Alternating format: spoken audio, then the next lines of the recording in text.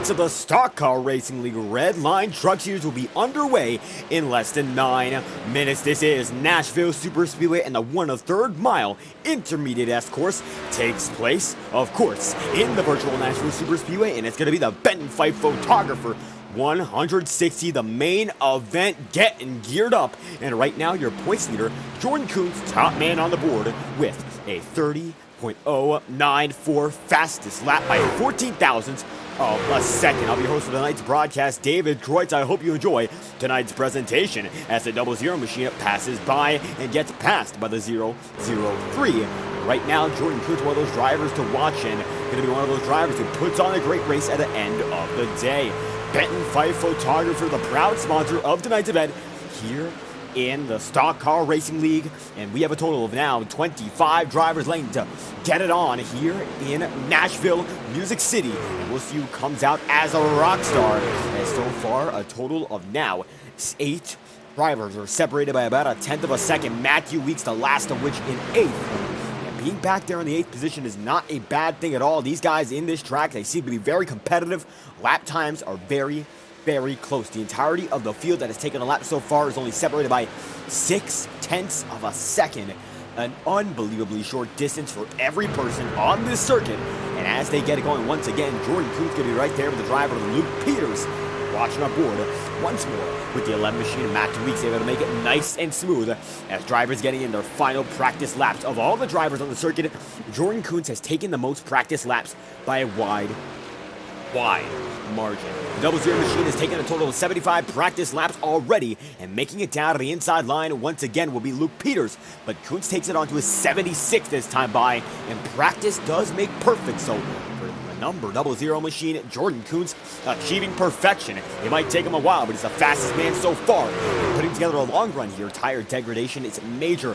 He's down about 2 seconds on his absolute fastest lap. The 95 machine gonna pass him by. That time by, indeed, at number 95 gonna be on its way. As Jordan Kuntz comes into pit road this time by, and it looks like that was a total of about 20-30 laps in succession. Longest run we've seen so far. Michael Rosero going to be in second, Cameron Perez in third. Eric Heater has a total of 75 practice laps. He is still on the circuit, so as he comes around this time by, he's going to be dead even with Jordan Kuntz on the most practice laps, although it looks like he's been going for the hot lap heroics, and that time by only about 1/10 of a second off of his overall best lap. So some drivers taking practice to a bit different approach. Some guys going for a bit longer of a run, some guys going for shorter, and it's all valid at the end of the day. Kyle Jackson going to be on pit road. Jordan Parker in the number 65 for Fisher Studios on the way. And Fisher Studios, one of the proud sponsors of this league as well, established in 2018. And we thank them dearly for their support as they sponsor the race, the last points paying race we had before tonight. Terry Wells now going to be in 22nd as Michael Deitch makes his way up into 20th. Right now going to be off the circuit as Parker goes into the grass there, and Kyle Jackson in 96 stays on pit road. Drivers getting geared up here once again in Nashville, and after 2 races in Hampton, Georgia with totally different track styles, this is going to be a big curveball. Atlanta in its older configuration, a 1.5-mile circuit. In its newer configuration, the nice and smooth pavement that we see on iRacing. A bit different from what we're seeing in the real world right now, but it is still a very fast circuit akin to a super speedway with less distance. But here and now, Terry Wells is going to blink out just a bit. Mike Campbell there with Cameron Perez. Here and now, going to be 1/3 mile. But these guys have to navigate a concrete surface, and it almost looks like a miniature auto club, and it's like that in a few characteristics. A much wider circuit than most 1.1/3 circuits are, to say the least. If it was something like New Hampshire we compare it to, Eric Heater going to go around almost that time by. It's going to be so much wider as they come down the front stretch. That's about 4 or 5 grooves if you include the apron. These guys have a lot of versatility in the way they choose to drive the track. How about Cameron Perez, for instance, in the 44th practice lap of his run? Eric Heater going to come out of pit road. Sam Benson spinning.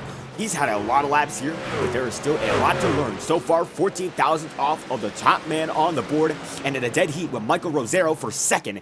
The number 24 for Shaw Racing making its return to the iRacing scene with its full-time driver. And it looks like Perez is ready to get himself on a tear to perhaps make the playoffs, and it's going to be dicey whether or not he does, because he missed a few races very early on, and now, thanks to some personal reasons getting out of the way, Shaw Racing's number 24 back with its original driver.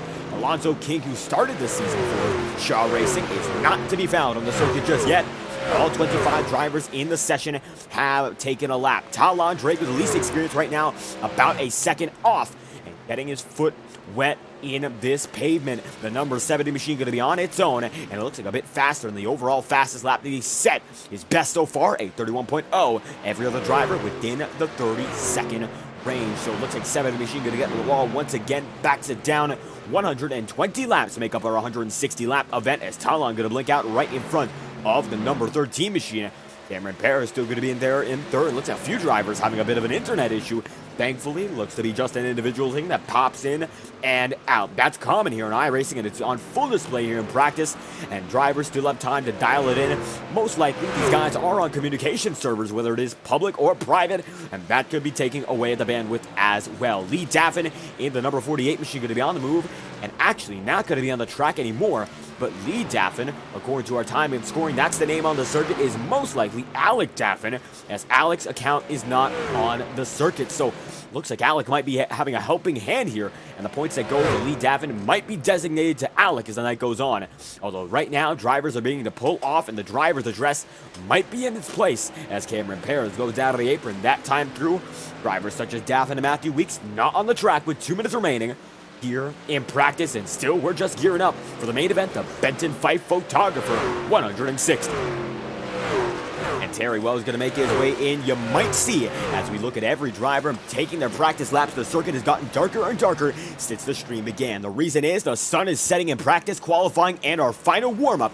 And if we exceed 43 drivers, which I do not believe we will tonight, we would see an extra heat with the drivers not able to make it. However, even though that's not going to be in place, we will still see that the sun will be almost entirely set, but the green flags drop in just a few minutes' time, and it will be the night skies that might just make this track even faster than what it already is. The track temperature has gotten cooled off. It's about 80 degrees at the very most now, and it's expected to drop into the mid-70s. So as it stands, the B3 design, some scene of Terry Wells is the focus, and Wells with 13 laps on the board so far, going to be position number 22 in practice. Your top 5 shown on your screen. Give us just a moment to show the remainder of the pack, as we certainly have a ton of drivers taking laps in, although it does not appear that they're on display just yet. Wells going to go way up to the high side here, and it looks like there's a clear preferred groove in Nashville. It is down on that bottom. It might develop up high later on, but if you look at the concrete and look at the darker segment of that pavement, it is all the way down to the bottom. So clearly, it looks like there's a preference for every driver here, as the number 13 of Lane Graves, your defending champion, now goes up to second, and he's going to usurp both Perez and Rosero by 1,000th of a second. Lane Graves going to be on his way, gets himself up into second. He's only got 23 practice laps, so he could get that much quicker if he had more time. But time, it is running out, and it looks like one driver, and that's going to be the 41 that we're focusing on, will only have one more time to do it, and he's going to go into the wall. And now Michael Deitch, the man on your screen, 20th on the board for the number 44, only 3/10 off of your top chart setter in practice, and the 44 looking to make it happen and settle the score with a brand new paint scheme for tonight's event. 6 seconds, and it'll be less than that, as the 00 who leads your points, and Jordan Coots will be the man on top in practice. Now let's get into your qualifying session here in Nashville for the Benton-Fife Photographer 160. Here we go again, round number 6, and it's going to be qualifying number 6 on the year. And qualifying going to be on its way as every driver gets despawned from the circuit, and they will get back on, and they'll all have their own individual track to race with. Now, the tire usage and the track wear does carry over, but only in part. It looks like it's specifically set to a 38% wear consistency, and that is not a ratio. It is just a matter of everything that got put on the track in practice, take 38% of it, and that's what these drivers will have to deal with. Michael Rosero going to be on the way. Robert King in the 85 debuting, going to be there as well. Christian Mull in the 75. He's going to be the 95 on your screen for tonight's event. He's on the way. Vinny Tigner there. Aaron Brown going to set his sights on pit road, as Sam Benson going to fly right by that segment, and Mike Campbell going to be not far behind. But it looks like Jordan Parker going to be the man to take us in the Fisher Studios number 65. Let's get into it. Qualifying's on the way here in Nashville SuperSpeedway, and it's going to be the number 65, the first man to take that green flag, and not far behind him, Sam Benson going to be there in second on the running. Now, it's not about who takes the qualifying flag first, it's about who sets that fastest lap. These drivers have the opportunity to take 2 qualifying laps, and that would be it. But if we don't get it then, you're going to be absolutely done for, as the Barrett Flow machine going to flow right up to the high side, going to make it back down. And it looks like Barrett Flow going to be top of the board, but only for now. Top man on the chart's going to be the driver of now the number 003. Jordan Parker going to be 6/10 off on his first lap. And now Sam Benson goes to the top of the board with a 30.271. Very serviceable lap. Going to be good for about a top 10, top 15 if we see practice times come back, but they might not. Driver's getting accustomed once again. Cameron Parrish shoots it into position number 5. Not the lap he's hoping for his first, but it's going to be all about what he gets on his second, as Davis Lewis going to be on the tear as well. And now it's going to be Jordan Parker sliding in as well. Michael Dutch going to be there. 5/10 solid back on his first lap. Now on to his second, and still is Sam Benson, the top man for now. Vinny Tigner takes him over on his first lap, and now the number 90 machine is going to be on the top of the board. The number 99 machine indeed has it for now. Will he have it for long? We'll find out. No, Michael Rosero going to be able to take it on his first lap,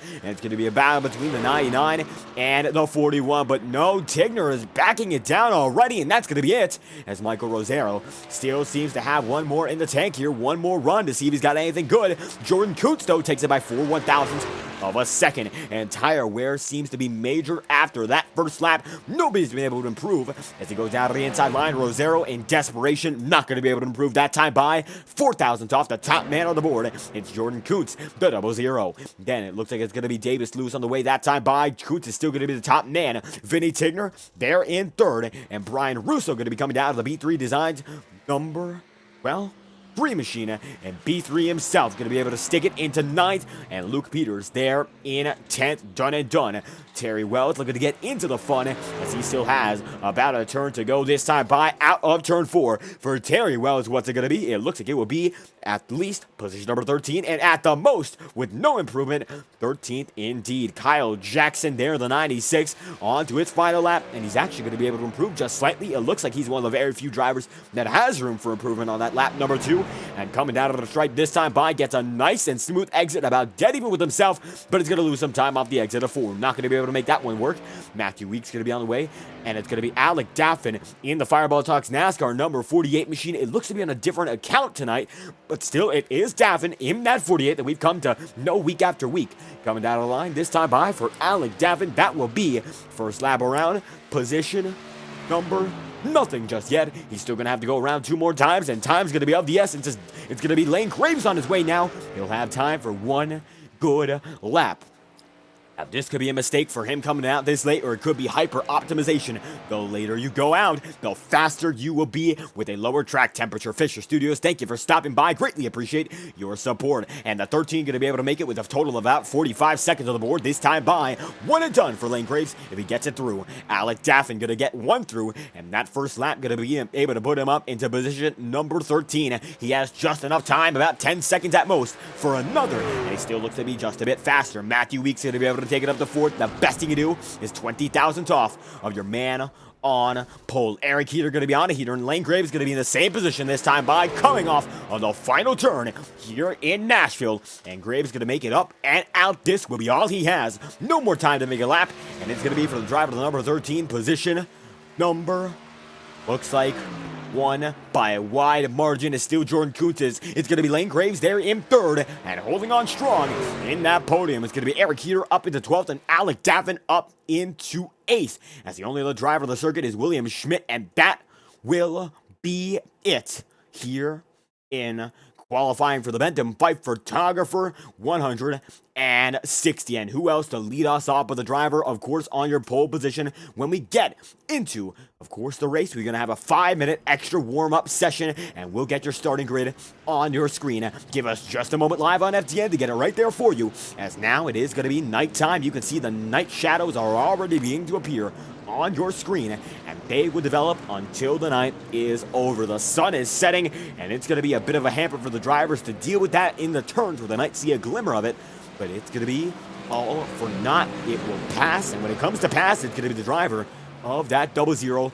leading the way. A bit of a wreck already here in warm-up, but nonetheless, let's get right into it. And this will be your starting grid for the night's event here in Nashville SuperSpeedway. The Benton-Fife Photographer 160 is led by Jordan Coots with a 30.163. Michael Rosero going to be 4,000 off of him with a 30.167. Lane Graves there in 3rd with a 30.171. Position number 3 rounds out that podium here in quali. Then it's going to be Vinny Tigner there in fourth with a 30.178. And Matthew Weeks with a 30.183 is in fifth inside of row 3. Outside of row 3, going to be Davis Lewis in number 16 with a 30.216. And Cameron Paris going to be 7th with a 30.242. Beside him, his teammate, Alec Daffin, with a different account tonight, going to be 8th, 30.259. Sam Benson going to be in tail as well, going to be a 30.271 for the driver in that 9th spot. Cody Webster, well, he's going to be in position number 10, as it's going to be a 30.275 for him. Then it's going to be Barrett Flo in 11th with a 30.285 for the 003. Eric Heater going to be in 12th with a 30.294. Carter Casey, 13th, number 1 machine, with a 30.295. 1,000th off with the top dozen. Brian Russo in B3 is going to be 30.301. And Luke Peters rounds out your top 15 with 30.313. Mike Campbell going to be 16th on the board with a 30.459. And Terry Wells going to be 15, the number, but 17th, the position. 30.48 flat for the man who's inside of row number 9. Michael Dyke's going to be in 18th, outside of row number 9 with 30.608. And Jordan Parker going to be with a 30.645. And 19th, Robert King in the 85 with Dave Butin tonight, going to be with a 30.683. And that's going to be from here, 11th to 20th. And the remainder of the field going to go as follows. Kyle Jackson, 21st on the board in the number 96 machine with a 30.712. And then the final, the Shaw Racing driver is going to be Aaron Brown with 30.787. And then it's going to be from there on out, outside of row number 11, Aaron Brown, but inside of row number 12 is going to be William Schmidt in that 23rd spot in the number 79 machine. Going to be able to get out on track, but not able to set a lap in qualifying. Talon Drake in 24th, right beside him in the number 70 machine. Corey Rexford in the 03 going to be in position number 25, and that's going to be one of the drivers who joined just a bit late. And Christian Mullen, number 75 machine, going to be 75 on the number, but 26 on the grid, and that will be your starting grid indeed for the Benton-Fife Photographer 160. Brian Russo still on track, getting his feet wet, and he's still got a little more in the tank when it comes to practice. Practice does make perfect, and every driver searching for perfection so far, none of which have found it, but Jordan Kuntz has gotten pretty damn close to main event coming soon, and he'll have to put together 120 perfect laps or something close to it to come out on top as Russo exit once again. You see Sam Benson there in frame just a bit further behind him, and as we get your ticker back on your screen, it's Brian Russo on the move so far in that number 3 machine for B3 Designs. 1 minute remains in warm-up, and so far, Alec Daffin, the fastest man in it. And Sam Benson going to be there in second. Jordan Kuntz going to be in third. Fastest lap in warm-up so far is only at 30.3, so drivers are not pushing at wit's end right now, knowing they have a long race ahead of them. It is not going to be a sprint race. It will be an endurance event. So if you can endure Nashville, well, you'll be able to take home the checkered flag. That time by for Daffin, a 30.851. Tire degradation, it's evident, and it will play a major factor as the night goes on. Keep an eye on the 48. That Daffin machine for Shaw Racing has something to prove. Fastest man by 6 thousandths over Sam Benson. And Benson able to make a shocking run in warm-up. We'll see if it translates over to the main event. And regardless of whether it does or does not, a lot of fast drivers here tonight. Seems to be a very balanced field. And Nashville going to be one of those shorter tracks you do not want to get lost outside of the main pack. If you do, you'll be swallowed up as leaders once again very, very quickly. As Robert King going to be out of that chromatic number 85 machine, sponsored by W Energy and 213 Simware, a golden entry. And it's going to be the golden hour here in Nashville. The sun, you could see still glimmers of it through the skyline. And as second practice is over, Alec Daffin, the man on the top of the board, come down on the inside line. The 48 for Fireball Talks NASCAR takes it there, and it's going to be Jordan Kuntz taking it away, the starting man on the pole position as we get things going here for 120 laps and 160 miles. Here we go. Jordan Kuntz going to be on his way in that 00 machine. Davis Lewis seems to be the first man to grid, and they're all going to be on pit road, it appears, before the show gets on the road. Michael Rosero going to be there as well. He's going to be the highest man on the charts to have gridded in so far. Jordan Kuntz in the 00 is sure to follow as drivers slowly but surely enter in the fray, and it's now going to be the 00 taking them on from here on out. As we have just a bit of time before the show gets on the road, if you want to join the Fireball Talks NASCAR official Discord and join our community, make sure to check out this QR code, scan it, or go to the link in the description. It's the official FTN Discord. All of the insider access of every league we broadcast, our partnered servers, and ways that we connect you with the best drivers on the iRacing servers. All that and so much more. The FTN official Discord. We hope you enjoy it. When you stop by, use the QR code, scan it if you're watching on a TV, or use the link in the description of every broadcast that we do live on FTN. Major expansions coming soon to our NR 2003 broadcasting program, and that's something you love to see. The Slow Broadcasting Network moniker coming back very soon, and we hope that you will enjoy the ride. As this time by, the ride, well, it's going to be a great one if Jordan Kuntz can stay out in front, as so far your 00 man going to be there in first. Michael Rosero going to be in second as Lane Graves rounds out the top three, and every driver going to be ready to grab a gear in just a moment's notice. The pace car lights already off, and the iRacing official pace car will lead him down in a lap's time, and then the race will be on its way as we wait for the grid to get rolling. It looks like all but two drivers are on the field, Michael Deitch and Robert King. So when those two get on their way, we will be saying hey to Nashville SuperSpeedway for 120 laps. Now, these drivers are able to do about 2 laps a minute here, and it comes out to about 160 miles. Going to be a quicker race than you'd anticipate with, of course, the large number of miles. Nashville, one of those tracks, as it looks like Michael Deitch and Robert King will not be with us on the grid. Christian Mullen going to be there. Rexford is. Talon Drake now not going to be seen on the circuit. And all 26 drivers would be in frame if they were on the board. But it looks like about 25 of which will be on the track. Michael Deitch, we don't have a read on him. Now it looks like we do. And Talon Drake, we've got a read on him as well. So it looks like now all is well. And all 26 will be on the broadcast for tonight's event. And Jordan Kuntz having a magic start to this season as it comes down to it after the All-Star break, or rather the All-Star race. Not much of a break. He is your points leader, and he's been able to hold on high, as this is going to be yet another test of his agility and his ability in terms of strategy. He's been using a few outside-the-box strategies, given the fact he's already locked into the playoffs. When we get down to it, by the time we get down to May or June, he's going to be ready to fight for the title, but right now, ready to fight for more victories. The 00 lines up right in front of Michael Rosero. Lane Graves is going to be in third. Vinny Tigner is going to be there in fourth, and Matthew Weeks in fifth.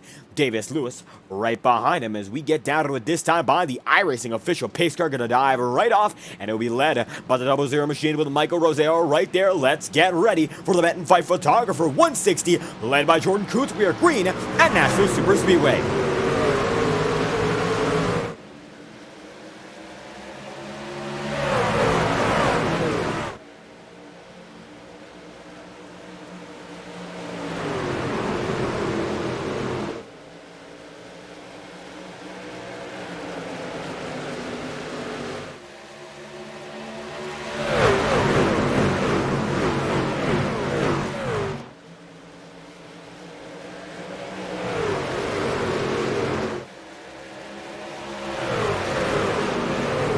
And lap number one, well, looks like the 00 machine able to hold on to lead, not without pressure from Michael Rosero. The top two guys side by side already. Every driver on the field only separated by a total of 3 seconds. And right now, the 00 holds on down to the inside line. Michael Rosero is not, but he's certainly hoping to get there using momentum up high. And double file, they've been able to be 2 laps running. And Michael Rosero right there, and he knows what he wants to give to the driver of the 00, a demotion and placement. That time I do believe Rosero is going to lead the lap, and still Jordan Kuntz going to hold on nice and smooth. The sun has far from set here in Nashville, and you can see as they come up high once again, the 00 going to be able to hold on nice and smooth. And right now, Lane Graves has been able to carve out a bit of a niche here and keep himself right in front of the remainder of the field. Matthew Weeks and the like have not gotten anywhere close to him just yet, as green flag has been great for them. Top 2 guys pulling away, and the 00 still side by side, dead even with a man in second. And Michael Rosera going to be able to pull away just a bit that time by. No, it'll be Jordan Kuntz on the move that time through. And it looks like your pole sitter now has a bit of an advantage once more. But down the back straightaway, it is not major as they come down to the line next time by for lap number 5. And now, patience looks to be settling in. Rosero knows he doesn't want to junk his car so early. And most of the field is down in a single file fashion. Nice to see patience coming into play here as we get things rolling. Nice and smooth. Alec Daffin there in frame. Looks like a bit of desperation to get him into this race. And currently, he's going to be running in position number, as it stands, position number 6, right outside that top 10. And I tell you what, Alec Daffin, one of those drivers who's been running great all season long, had a great run going at Daytona. Almost got it done through dominance, but got caught up in the big one. But the next few weeks, not the way he's wanted him to be, but still one of the top 10 guys in this league week in, week out. There's a bit of damage going to come in there for driver Brian Russo, I believe, as B3 gets scraped up in the wall, and you can see a bit of a scrape mark there. We'll get our new and improved rear chase camera right there, courtesy, admittedly, we made it ourselves, so the FTN developed cameras, not going to show the impact there. But check a different angle, and you can see not much except for the side, and it looks like right now that side not going to be exposed. It looks like we can actually see a bit on the hood there. Take a quick look at Brian Russo's Be3 Designs logo on the hood. The 3, and actually the D, is impacted major, and the right side of that truck has a bit of damage as drivers begin to file right by him. That time by, Barrett Flo got by in the 003. So Flo, he's going with it, and now going to be able to get right through 7 laps in at 120. Sam Benson going to be on his way as well in the number 12 PPG machine, and having a nice and steady run here right behind Davis Lewis. Consistency is key, and he has been very consistent so far.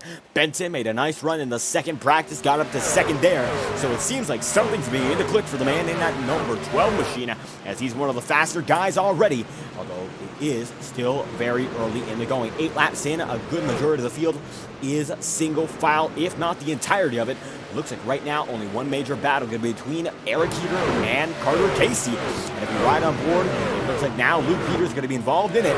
As Luke Peters on the move, it's going to be Eric Heater's perspective we are watching now, as it looks like the number 4 machine able to get right by Heater and now going to try to chase down Carter Casey. And Carter Casey right in front, you can see that these guys are on the outskirts of the top 15. Tigger's going to roll right by him this time by. Eric Heater is right now in 14th, Luke Peters in 13th, and Carter Casey in 12th. So chasing down that top dozen very early as the night sky is becoming more and more vibrant and turn into a dark shade of blue, if not entirely black, very soon. As Eric Heater holds on nice and smooth. And now he's losing a bit of time to Luke Peters as Peters begins to chase down the man in that number 1 machine. Peters going to go down to the inside line for only a moment there, not going to be able to make it stick as Carter holds on in that 12th spot, chasing down Brian Russo. Russo having about his strongest run all season long so far, so it's going to be a round of applause in that regard to the driver of the number 3 machine for B3 Designs. He has been on a whole nother level, and he's going to try to continue fighting for that top 10, as right now he's just a bit away from it and not too far. He might be able to reel them back in as the night goes on. 11 in out of 120. Looking further up into the field, Alec Daffin right there behind the battle between Matthew Weeks and Vinny Tigner. And Matthew Weeks, one of the best guys in this series when it comes down to strategy. If you are a strategic driver in this series, most likely and most often than not, you go up against Matthew Weeks at least once in the season. We saw at Auto Club, he tried to play that strategy game perfect, got very close, but wasn't able to make it happen, as it seemed like he got himself involved with a very late race incident, and the race shifted from there. So the 11 machine looking this time by to make things right, and now has the driver, of course, Vinny Tigner right there with them. These drivers looking for vengeance, not revenge, but looking to make something better for them, as it's now Lane Graves catching up to the top 2 drivers, make it a party of 3 up front, 8 dozen laps in out of 120. All drivers who started this event are still on the track, one of which Jordan Parker. Parker having a bit of trouble holding on in that number 65 for Fisher Studios, and Fisher Studios the only channel to come into the chat room so far tonight. We got to thank them sincerely, And if you enjoy the action, make sure to drop a like, subscribe, and you'll have unlimited access to the chat room. No matter when, no matter where, it's free, it's simple, and we'd love to hear from you. And if you look closer, you can absolutely see the marks on that number 65.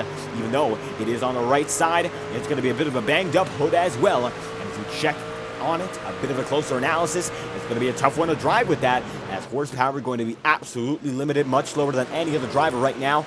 As coming through, we'll check an analysis on the front straight with the driver in front of him going about 153 at the stripe, making 160, and it's going to be about 4 or 5 miles an hour off. Jordan Parker is on that final drive, so not good at all. The drive of his life, not having it here just yet, but so far Jordan Kuntz having that drive as he holds on against two incredibly competitive drivers, including Michael Rosero and Lane Graves.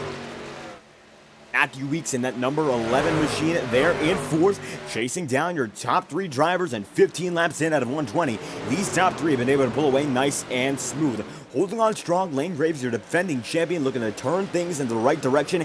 Already a winner this season at the Milwaukee Mile, but nonetheless not a dominating grip on these guys like he had last season. Now, unfortunately, we did not broadcast last season, but from what we could tell from broadcasts that unfortunately don't exist either, the driver of the 13 machine held on strong every race and a commanding grip over the entirety of the field. Now, you'd have to ask these drivers about how that season went themselves, because they remember it more than anyone else appears to have a recollection of it. But Jordan, of course, the driver Jordan Parker, far back there, but drivers up front, including Rosero and Jordan Kuntz, they know that Lane Graves, when he gets things going, he gets them going well. And 16 out of 120, the man in that number 13 keeps himself fighting with Michael Rosero there in second. Matthew Weeks and Vinny Tigner going to be just astray as Alec Davin holds on in position number 6. Cameron Perez is going to be there in 7. The Barrett Flow going with the flow indeed, and we've said it quite a few times. Make that about 003 times we've said it, as the 003 getting chased down by Sam Benson. Kenneth Jorgensen, thank you for stopping by. Hope you enjoy the action live on FTN as 17 laps in, the 12 machine goes down for the taking on Barrett, and it's going to be able to make it so that time by. That's going to be for 9th, as tire degradation is becoming a bit of a factor. The best lap for your race leader so far, a 30.4. Well, the last lap you ran, a 30.34, so about a second off of the best that these guys can get. And tell you what, now coming down the back straightaway is going to be all about management, as we have not had a yellow, and it looks like this one could go green all the way, if not a good majority of it. 20 laps in, almost, and that's about the time we realize, well, we're going to have a strategy race, as patience has been persistent.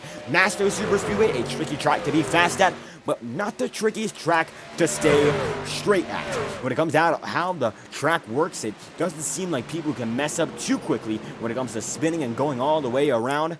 And unfortunately, Kenneth, well, it seems like you're still working on that wheel, but when you do get it done and you have yourself a custom, we'd love to have you in a stock car racing league. Tell you what, if you can join that Fireball Talks NASCAR Discord server, we'd love to get you in on the iRacing scene that we work on. More drivers, always the better. And if you're able to stand up to the test of these drivers, I'll tell you what, you got to be one hell of a competitor. A driver like Jordan Kuntz, not very many drivers on the servers can deal with him. Rosero, a 6,500 iRating, and Jordan Kuntz, a 6,300 iRating. Now, we always say on this channel, iRating is not an objective metric of skill. But in cases like this, these two drivers, some of the best in the business, and they are showing just why. The average iRating between the top 3 drivers right now is at just about 6,200. If that puts it into perspective, I don't know what else will. 20 laps in this time by, and these drivers keep themselves going. Davis Lewis going to be there in 8th, Sam Benson in 9th, Carter Casey in 10th, as now Barrett Flow has 2 drivers fighting right behind him. It's going to be Mike Campbell, a teammate to Luke Peters, and both of which now right there for 12th and 13th. While their teammate in a number 41 machine going for gold right now, these guys are striking the silver of that 003 and now go down to the inside on Barrett, and it looks like it's going to be Peters leading Mike Campbell in, and that optimal line on the inside line. If you take away the air to any driver, well, you're just going to be able to make through without much of a hassle. It seems to be a hassle-free program for the number 4 and the number 10 as they're trying to make a by Barrett Flow. Although right now it's going to be a bit of a harder time for Campbell to do so, but he makes it through. Nonetheless, Daytona winner Cody Webster going to be right there with him, and Webster already locked in the playoffs himself, not having a night to remember so far, but it seems like he might be faster than both of the drivers in front of him.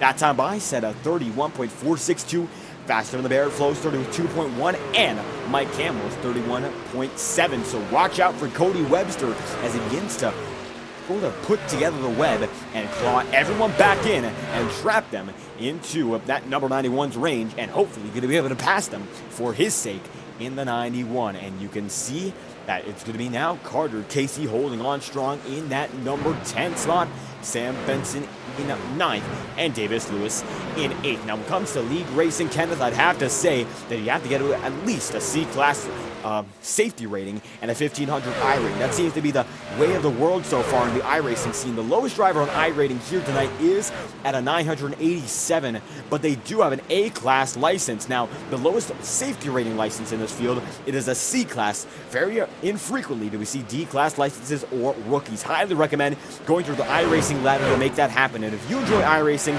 for all the viewers who don't have it, be sure to use our referral code live on FTN. Our link for our referral is in our description, and that allows us to put together more programming with more variety in the cars, the tracks, what have you, and allows us to do everything we do on a week-by-week basis. We could not do it without you, and right now, Davis Lewis could not do it without the help of his teammates. Certainly learning a thing or two from his man in position number 3. Lane Graves right now teammates with Davis Lewis, Ryan Russo, and Terry Wells. And right now carrying the torch for the B3 Designs operation as Michael Rosero beginning to pull away once again with Jordan Kuntz. The top two have been nose to tail with one another without much of a fight so far. It looks like as long as Jordan Kuntz does not make a major mistake, these two are going to hold on until the end of the run and then come into pit road and get themselves going once again, perhaps for a more aggressive run. Almost at the halfway point here, if we keep going at this pace, and 26 in out of 120, these drivers are rushing in to that final segment very, very quickly. So keep an eye out for these two as they seem to be working nice together in tandem. It's not teamwork, but it seems to be cooperative aggression so far that's keeping the drivers out in front. And as we check back in the pack once again, how about we check on a driver we have not seen all too much of just yet. Right now, Michael Dice going to be in that 23rd position, 15 seconds off of your leader. And right now, Christian Mullen is going to be the only driver in jeopardy of being lapped. He's going to be, of course, now passed by Jordan Parker. So the number 95 machine seems to be in just a bit of trouble. He'll be the 75 on your ticker. As you can see, he gets in the wall there, and he brushes up on it once again. We'll try to take a look at him at a closer angle, and you can see that's going to be major visible damage on that front end there. It's not going to be just a nick, that's going to be a whole dent on it. And we'll check on the rear end as well, getting a much closer angle on it. It looks like nothing much on the rear end, but you will see if we look at the rear end right from it, it's going to be the leaders gaining in on him slowly but surely as he goes down to the inside line. Christian Mullen, 26 on the board, is just a few seconds away from being chased down by the man in first, and this is live on board with Jordan Kuntz. Who's already having to deal with lap traffic here. We'll see how it goes.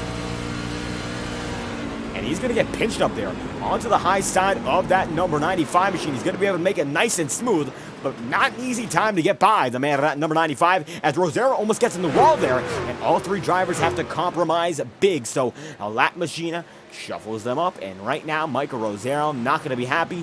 He falls back about a tenth or two, and it's going to be Lane Graves who falls back almost a half second there.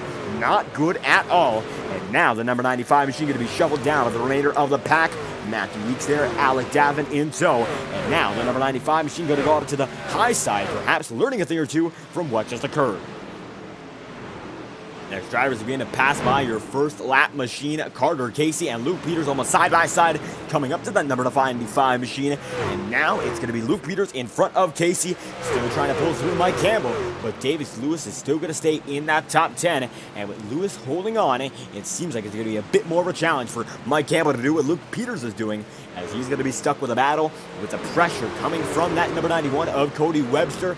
Lewis going to be there, packing him into just a bit of a red-white sandwich there, and he goes down to the inside line, and it looks like Lewis will have to let him by, and he will consolidate his line in the process, but not going to do enough as Cody Webster coming on hot with Aaron Brown in tow. So 31 in out of 120, and one man who gets by, it's going to be Mike Campbell nice and steady. Is the 95 going to be in that much more trouble as they pass right by him? Jordan Parker comes on to pit road, and so does Christian Mullen. Terry Wells already there as it looks to be he's in big trouble when it comes to the situation that car is in. We'll check on just what happened. It just appears he has an awful lot of damage that's built up over the night. And situations like that are almost impossible to fix without a caution. Now, it seems like that's residual damage that just continued to build up. As you would see, not able to keep his connection going, and he goes right in to the inside barrier. So that's going to be a big problem for Wells, and it seems like that's going to be brought on by a lack of connection perhaps to the server. And he drifted right in to the infield wall. Not good. Terry Wells is going to be in a lot of trouble. He's 4 laps down as is. And drivers coming to pit road as we see that. It's going to be Jordan Parker on his way in at number 65. So drivers look to have about a 30-lap fuel window here now. Going to be on his way. Jordan Kuntz out in front by 3/10 over the man in that number 13 machine. Now that's going to be Lane Graves, Lane back, and it's going to be Matthew Weeks there in a 4th. It looks like now the drivers in jeopardy of going a lap down, or those who have gone a lap down, have come on the pit road as they know it's going to be a lot of trouble if they get caught up on the green run. And now Michael Dice going to be the last man on that lead lap, the number 44 chasing down Talon Drake, and these two going to be very close as now we have a caution. 34 laps in, Cody Webster going to get big time junk there, and it looks like he goes down around. That will bring out yellow number 1 on the night. Let's take a quick look at what just happened. Cody Webster gets involved with what looks to be a multi-car incident. Yes, it is. And it looks like something happens to the correction and the control of that car as Webster gets a push there from Aaron Brown. And then they all get together. Carter Casey with Aaron Brown. And Webster goes up into the wall. And whoa!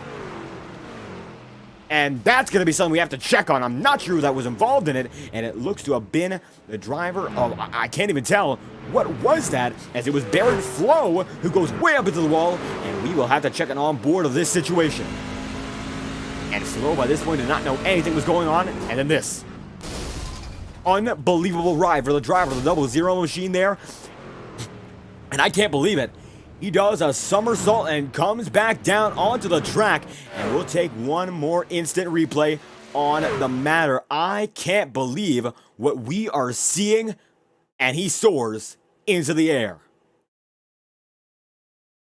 Now this is one mesmerizing shot. Undeniable. Now this must be the first time we've seen this all season long.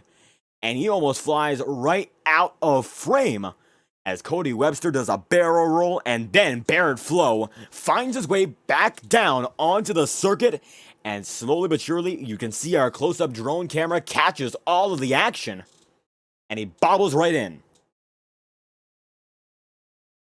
And as he does that, thankfully able to make a flat landing, gets into the catch fence and smokes it up. Cody Webster's night might just be over. No fast repair of that motor looks to be blown. And Barrett Flo might just be accepting defeat there as he is out of power. If we look on board once again, you'll see no rev in that machine. And the power is all gone for Barrett Flo. What a way to go out there as Cody Webster now scored as your race leader, waiting to get a lap back before he goes down onto pit road. Jordan Kuntz could be there in second, who will be your effective leader after a 36 lap run, and that's going to be the first yellow on the night here in Nashville. We'll try to get a word with the man who is out in front. How about that? Jordan Kuntz going to be the man in first, as it's going to be Cody Webster who cycles through. Kuntz after a 36 lap run there, pit cycle number 1 done. What's it going to be to get it done for the remainder of the event? Well, it looked like we're going to be close on fuel, so maybe a bit of fuel saving to go along with tire saving. But just do what I did for the first 34 laps, and I should win. And it looks like you've been doing it masterfully so far. So what's been the key to your success? Just taking it easy and not being over-aggressive, overshooting the corners, not killing the tires.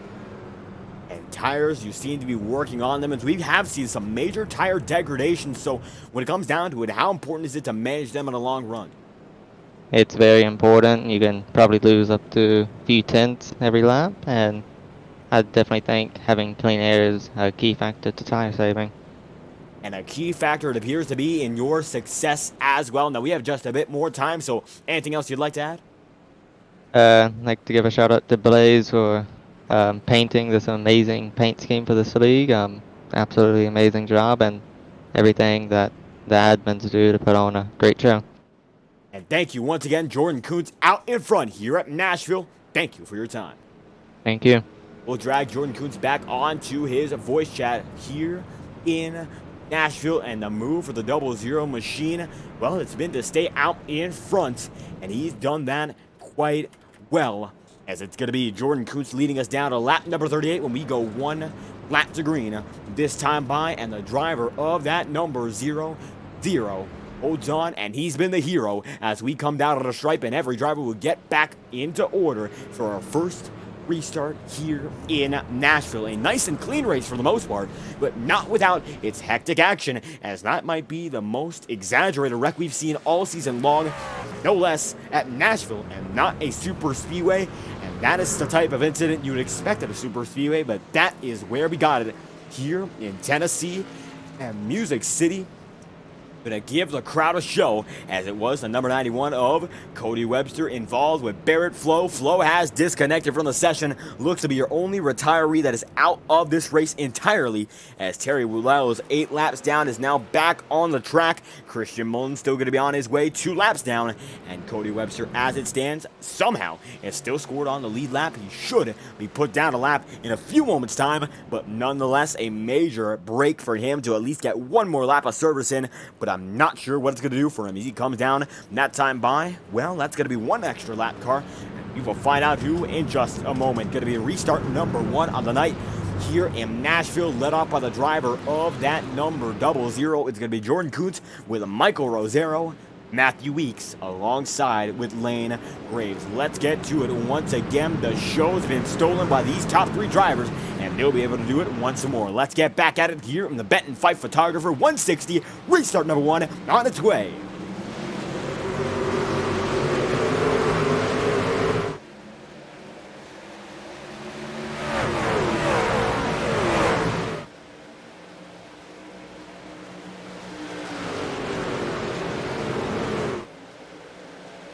And a much simpler start there for Jordan Kuntz than what he got last time. Absolutely what he wanted to see, as now the number 41 machine going to be more than a car length behind him.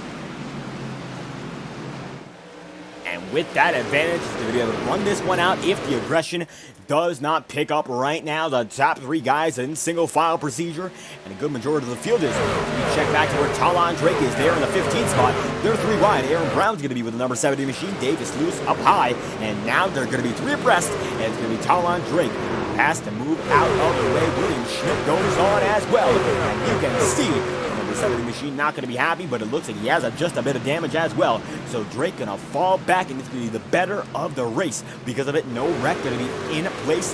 The aggression, it's going to be moderated, as now it's going to be a big-time hit for Davis, and you can see his scraping is getting more and more extreme. And as that damage builds up, it's going to be much harder to hold on to that truck as the night goes on. Damage it is definitely there on the number 16 machine, as it's still going to be now Talon Drake fighting with Aaron Brown.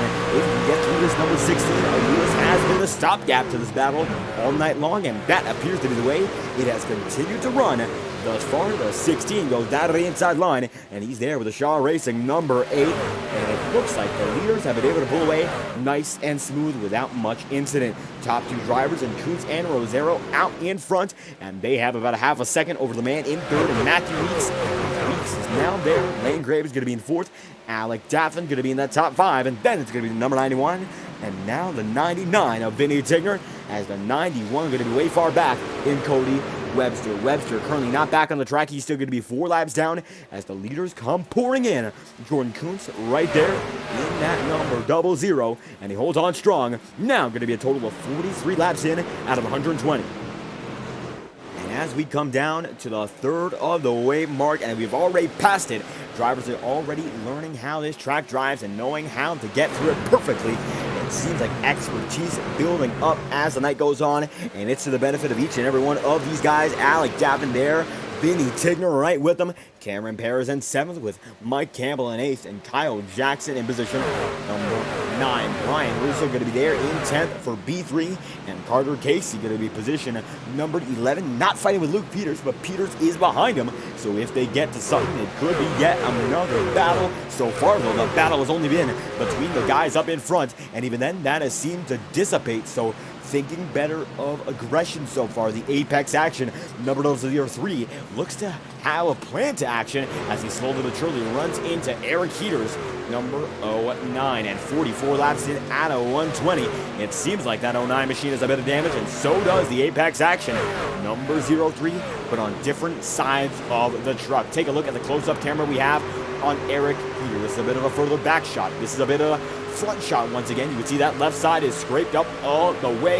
He's going to bet much better angle here as we head into the turn and the angle increases. You can see a bit of rough texture on that left side of the 09, and it almost goes down the rear end there, and thankfully for his case, Eric Heater does not have a banged up rear end. Sometimes damage on the front end is as important as the rear end and vice versa. So if you have anything on that front and rear, you are going to be in big trouble and you might just disappear. Besides, you can manage, and it looks like Terry Well is now going to pass the driver of that number 15 and now 93 as a matter of fact on pit road as Cody Webster looks that he's still taking service here in Nashville. And Jordan Kuhn still out in front. As a matter of fact, Michael Rosero going to there in second, and Matthew Weeks holds on in third. Rounding out your podium with Lane Graves in fourth, allowing Daffin to keep himself in that top five as Vinny Tigner chases him down. The closest battle on the circuit is going to be Luke Peters and now Brian Russo as Russo keeps himself on the inside line. It's the battle of the 3 and the 4, and we're going to ride on board with the driver of that number 1 in Carter Casey. And you can see this is from his interior perspective. Let's check the outside as he has two drivers fiercely fighting right in front of him. Keep in mind that the rear end of the Carter Casey machine is filled as well. Sam Benson right there as Russo continues to fight, and he's going to get a powerful exit. Not powerful enough. He's going to give a lot of room to Luke Peters, and now Peters looks to be just about clear there. And now Brian Russo has a bit of trouble contending with yet another driver and having to fend off the man in the number 1. As slowly but surely, drivers begin to roll up on the man in that number 3. Riding aboard Brian Russo on the rear end here.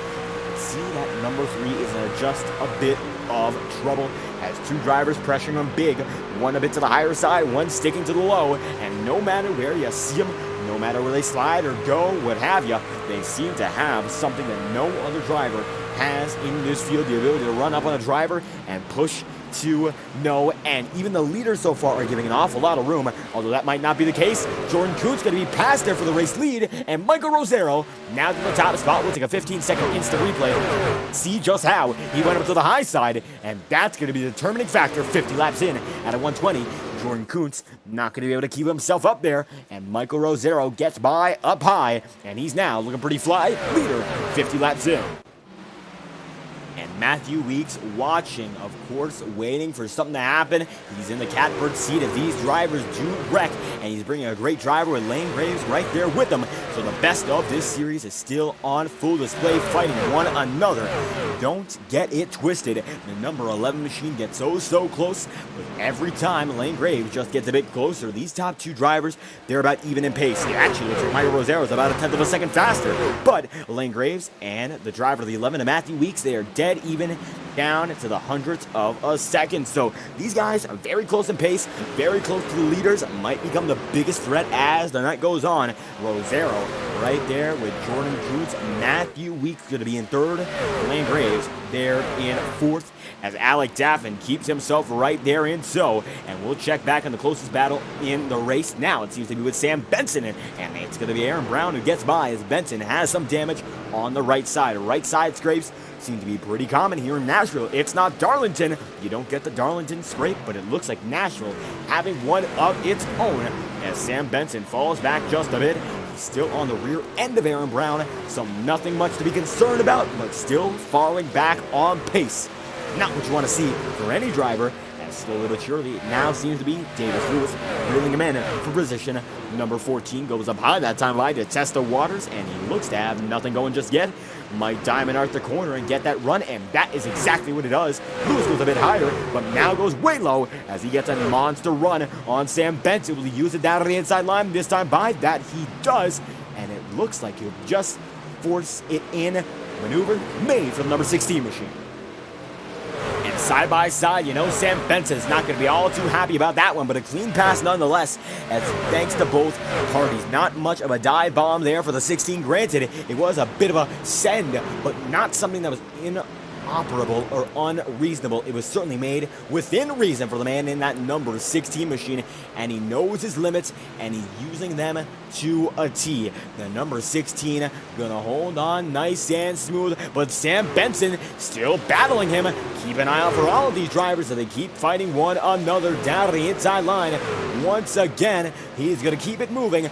Gonna be Davis Lewis down there, but he will not keep himself down and out, as it's still gonna be William Schmidt gaining in slowly but surely. Watch out for every one of these drivers, as 55 laps in out of 120, they're all getting closer and closer to their end goal, and aggression will rise inevitably. And right now, this is the only double file battle on the track, save for what was between Rexford and Talon Drake. Drake conceded, but these guys are not defeated, as Michael Rosero now going to have a tenth of a second up on the man in second, and you can see right behind him, yet another B3 machine is in the heat of a battle, and that will be Davis Lewis, as Lewis now falls back with Sam Benson, and it's going to be Brian Russo there with Aaron Brown. Both of these battles are as enticing as each other, so it seems like dead even heats between these guys fighting for the positions of 13th and 14th, and right now it's going to be the B3 guys running in positions 14 and 15. One won by a B3 man and one not, as it's going to be William Schmidt going way high there, trying to make it stick, and now Schmidt has that momentum. Granted, number 79 machine is one lap down. What he does not matter just yet. He's holding on until the end of the show, and it looks like he looks to be just a bit faster than Davis that time by. Might just let him by. William Schmidt will be now going to be all about lining himself right back in the draft. Vinny Tigger right in the mix now with the driver number 95 machine, the only man having a lot of trouble tonight, who seems to be there on the track still. Christian Mullen, 3 laps down, has not been involved in this, thankfully for his sake, but has not gotten to grips with the track. Gets to the wall once again, and he's now just about stuck there. He gets back off it, and he goes down to the apron once more. Not a night to remember for the 95, and he'll come down a pit road once again, and that might be an admin requirement, might just be a situation where he's told he can't hold on, and it also might just be damage accumulating. The 95 not doing great under the lights. He'll come down a pit road once again to get things solved, and Mullen hoping for much more, not going to get it thus far. Jordan Parker looks to have cleaned up his act. He's only 1 lap down so far, and it looks like Robert King 1 down as well. William Schmidt there in tow, but Schmidt obviously has lead lap pace, just not in the right position to show it. And Vinny Tigner right in front of the closest battle on the track, and it looked like it was only there for a moment, and we will look at it once again. Now it looks like Kyle Jackson and Luke Peters have settled it amongst themselves, but the 96 keeping in tow with the 4. Mike Campbell now going to be out in front of that 4 Machida, so a change of pace from the first run, and the man in the 10 now has the edge over his teammate as they go down and in. This time by, it will be the halfway point for the man in that number 41 machine. Rosera going to lead him nice and smooth, rank and file. 60 laps to go here in Music City, and now we take a lap on board with the man in that number 41 machine to see how it is as your leader, uninterrupted.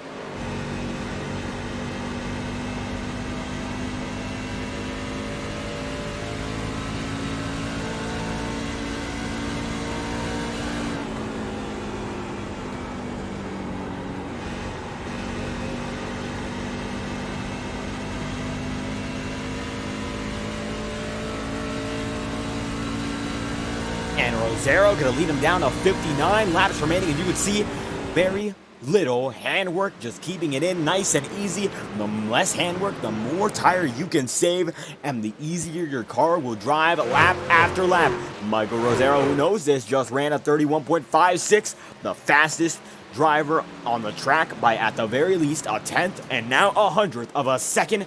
So keep an eye out as Rosero only looks to be able to get faster and faster as the night goes on. Not going to be leading toward disaster as he comes down once again. That 41 has been on a tear, and they're 27 laps into a stint. This could be their first and perhaps only green flag pit cycle. We'll see how long they stretch it. If they stretch it 10, 15 laps more, they should be good to go. 15 might be the magic number, as they still have a lot of time until they get down into that zone. Right now, the number 99 machine going to be right with Alec Davin, Cameron Perez there in 7th. And as we look further back, still the closest battle appears to be Talon Drake and Eric Heater. Now separated by 0.2 of a second, so it could be getting a bit more procedural here in Nashville, and patience becoming a much more important factor as the night goes on. And Talon Drake has not been his night so far, but he is getting closer and closer to the man in that number 09 machine. Eric Heater, he might have to watch out because while that damage is substantial, he still has just enough to pace to hold on. It's one thing to pass, it's another thing to catch, but right now Talon Drake could kill 2 birds with 1 stone. Does he have what it takes to do so far? No, but he's about 0.2 of a second faster lap after lap. Let's ride on with a hood camera and see what's going on from an overhead view. Eric Heater goes down to the apron here. And coming into frame, Drake going to get closer and closer, and he's pushing that 09 for a mistake. It looks like it's going to be a deeper send into the corner for the 09 of Eric Heater. Will he back out on the back straightaway? No, he does not. But the draft continues to pull Talon in, slowly but surely, and he gets oh so close time after time. And this is some edge of your seat racing here, even if it is all about the patience. Riding on the inside of Talon Drake's cockpit, you can see very little has changed just yet, and it's all about that entry into 3 and 4. The closer he gets there, the closer he gets to passing, and every time it looks like Eric Heater going to compensate for the lack of pace 3 and 4 by diving in deeper and deeper to 1 and 2. And the 70 machine who knows this will get closer and closer until the job is done. Job's far from done now as he gets a bit swirly off the yellow paint there on the inside of the circuit. First drivers to come in include Jordan Parker and Robert King. And King going to be on his way. Jordan Parker, of course, there as well. Now Parker's going to be out 3 laps down now. It looks like Christian Mullen still going to be on pit road. Cody Webster there as well. Still only 1 retiree in Barrett Flo, as Michael Rosero might have to consider once again when he comes down pit road. And it looks like the tire runs at about 30, 35 laps, if not 40. If you can stretch to 40 laps, that would be a godsend. That's 53 laps to go. It almost looks impossible to make a one-stopper so far. Not sure whether or not that's the case, but it seems like Rosero hoping to get one, as he's right now almost 2 seconds off his best pace. And looking slowly but surely throughout the entirety of the field, the only drivers who have come down so far are lap machines to begin with. Michael Deitch is still the last man on that lead lap, and he will not opt to go into pit road that time by. So for the man in that number 44, currently 19th on the board, leading, of course, not, but on the lead lap, no driver up in front has opted to come in just yet. If Deitch chooses to this time by, he'll be the first of which on that lead lap, but still nothing with 52 laps remaining. Watch out. Still keep it rolling. Nice and smooth. 0 there with Jordan Coots in second. Lane Graves going to be third, and Alec Davin going to be in position number 4. Matthew Weeks there in 5th. And then Cameron Perez holds on in 6th. Vinny Tigner, keeping it nice and steady as well, is in 7th with a total of only 51 laps remaining.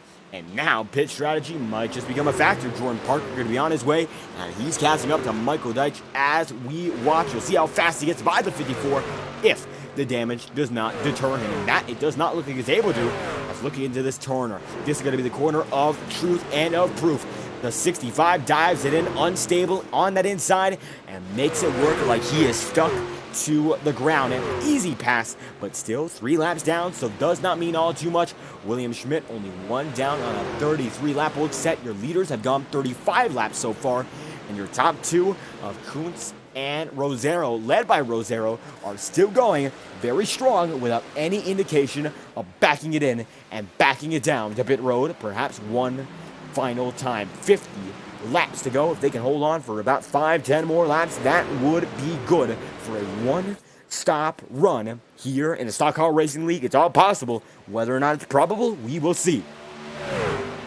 9:05 on the East Coast here in Nashville and Tennessee, being rocked here with the Stock Car Racing League Redline trucks, and the point situation coming in tonight will be on your screen immediately. This is how we get into it, and you can see several drivers, including Jordan Kuntz, already locked in. There's a battle for the lead. Our apologies, we'll show this in just a bit, as now Michael Rosero getting challenged.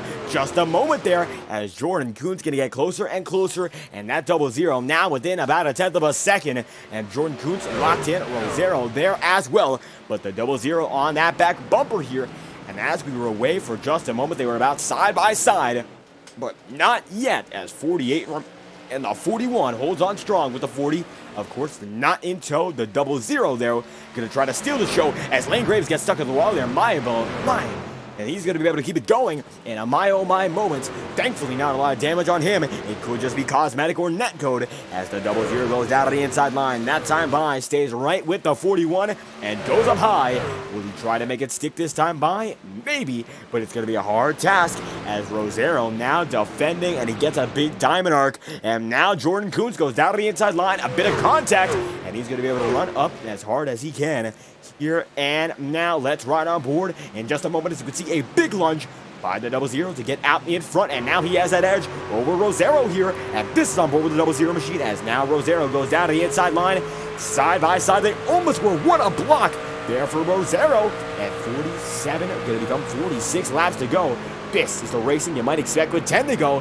It seems like aggression is picking up perhaps a bit earlier, as now Jordan Kuntz out in front, and he wants to lead into that pit cycle, and he knows that he has a chance. And with that 00, knowing that the pit cycle is oh so close, leading into it will be essential for his strategy. 46 laps remaining, and now going to be 45 with a 40-lap tire run. It looks like they will be able to make this one-stopper. Alec Daffin has usurped them. He's now up into position number 4, and still no driver on the lead lap has come down to pit road just yet. And I do believe your leaders will be, of course, the first group, of which they've been on this tire set the longest, as the 00 now out in front by 2/10, and it might have been Michael Rosero wearing out his stuff, losing about a quarter of a second in just about 5-6 laps. Not good at all for him. Lane Graves is going to be there in third, and Alec Daffin now in fourth, with Cameron Paris, his teammate, in position number 5. And 44 laps remaining here in Nashville, and it's going to be all about how the drivers counteract this super speedway. The shortest super speedway, of course, it is given the moniker super speedway by its track owners, but it all has, and it all comes down to fast speeds that it does indeed have. About 160 into turns 3 and 4, and this time by Rosero going to come down and in on a 41 lap run, going to be at 42 as they come down to the inside line. So Rosero's in, and he's going to come down just a bit earlier than their leader, the 00 machine. First man in, going to be on that lead lap, Michael Rosero, making a risk as Michael Deitch goes down at the same time. Now he's already 1 lap down, as Jordan Kuntz going to have to run the lap of his life here in that 00 machine. Does he come down to pit road this time by? He could, as it seems like he has it a bit slower, a bit woed down. He ran a 31.9 last time by, and that will be it. It'll be a one-stopper this time by with 43 laps to go in a 43-lap set. And now it's going to be Lane Graves out in front here in Nashville. An unbelievable turn of events. It's going to be the 41 machine who cycles out maybe a bit earlier. We'll see, as Rosero is now on his way. Going to have to put one great lap down. He's pushing it as hard as he can. You can see that thing get a bit tailed out, and we'll get a closer up shot as this is the 41 on the heater here, watching on the closer drone cam, courtesy of the Fireball Talks NASCAR Broadcasting Network. And he's going to get swayed off by Aaron Brown there, right there, side by side. Going to be able to get a nice push get on his way, and Rosero going to have to put the lap down of his life. There's going to be a spin on pit road, and we'll check on why. It looks like Talon Drake not involved. We'll find out who is, and we will check in just a moment. But now the 41 machine going to be cycling in and out. There is the driver, it looks like, of the 00 machine. As they come down, it looks like it's going to be Jordan Kuntz cycling right beside him. Look at this. They're going to be right next to one another, and Kuntz tries to corner him, but it works. Michael Rosero out in front of Jordan Kuntz, and they are oh so close, but now a car length to separate the top two fastest drivers as Jordan Kuntz disconnects for just a moment, and now Rosero has that effective lead. Certainly some driver got involved with an incident there on pit road, and we will try to find out who, as it looks like it could have been William Schmidt. We will try to check back about a minute. We saw one man was especially down around, And it looks like this is about the time Rosero was on his heater here. So we're going to check the pit lane entry camera, find out if we can learn anything about the situation. It was Alec Daffin, and Alec Daffin went around as we have our second caution with 40 laps to go. And it's Sam Benson around as we mention him, and he gets right to the start-finish line, spinning. And we will check out once again what just happened. Benson goes with 40 laps to go, and it looks like he just spins it and loses control on those new tires, and 40 laps remain. Caution number 2, and that will be it for pit strategy, as they'll all be able to go from here. And the number 12 of Benson loses it on his own. Thankfully, nobody else hits him, and that will bring out what could be your final yellow of the night. Here we go. Rosero there, Lane, Graves in tow, and Graves, as a matter of fact, is your race leader as they've all come through the pit cycle. The 13 is out in front and holds on strong over the remainder of the field. Now, as it stands, it looks like Mike Campbell not going to come down pit road that time by. He's going to be able to hold on in that number 10 machine. And with a total of now less than 40 laps to go, Campbell, you're in the 9th spot as it stands. How's it been here in Nashville? Oh, am I in here? And just to get a copy once again, how's it been as the strategy game looks to be at its conclusion? 7th spot on the board. What's it going to take to come to victory?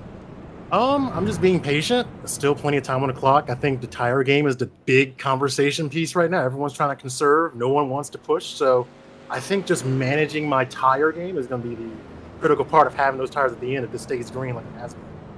And we got a very long green flag running. Thankfully able to get a good majority of our green flag pit stops in. But now we have 39 to go. It'll be a one-stopper from here on out. What's the most critical tire to save? Because it depends on the track and usually depends on the conditions as well, as it's a nighttime sky out in Music City. Oh, you need that right front. You're going to need that right front. You're going to want it there when you need it. And if we get another green flag run like we just had, you're going to want that in the end. I noticed mine was fading and other drivers were able to take advantage. You're going to want that as your friend at the end. And the right front to keep a great eye out on, and it looks like a lot of competitive drivers here, including, I would assume, your teammate of Luke Peters and Michael Rosero out in front for quite a while, as well as there are going to be any team games played between the Mobile 1 drivers. Well, I think we're all out here got a job to do. We're representing our team as an organization, but our teams individually. So I think we'll, of course, race each other hard. But at the end of the day, we want to bring all these trucks home in one piece.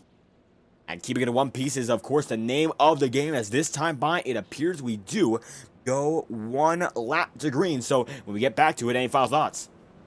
Just hope everyone's enjoying the show. Look forward to getting back out here and trying to get ourselves another top 10. And Mike Campbell in the number 10 machine looking for the top 10 here in Nashville. Thank you for your time. Thank you. And we're going to get him right back on his way. Mike Campbell with the chat room of Proximity Racing.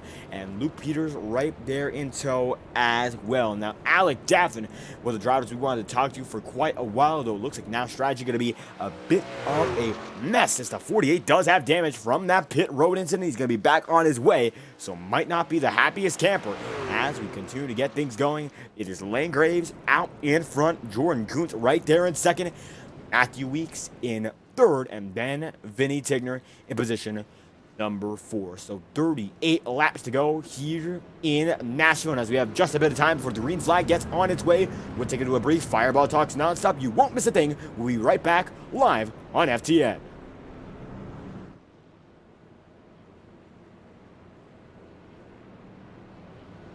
Racing isn't easy, but experiencing it is. iRacing puts you in the driver's seat with the industry's leading sim racing game. Drive on laser scan replicas of the greatest racing circuits from around the world. Go head to head against other drivers chosen by skill-based matchmaking to ensure competitive racing at every level.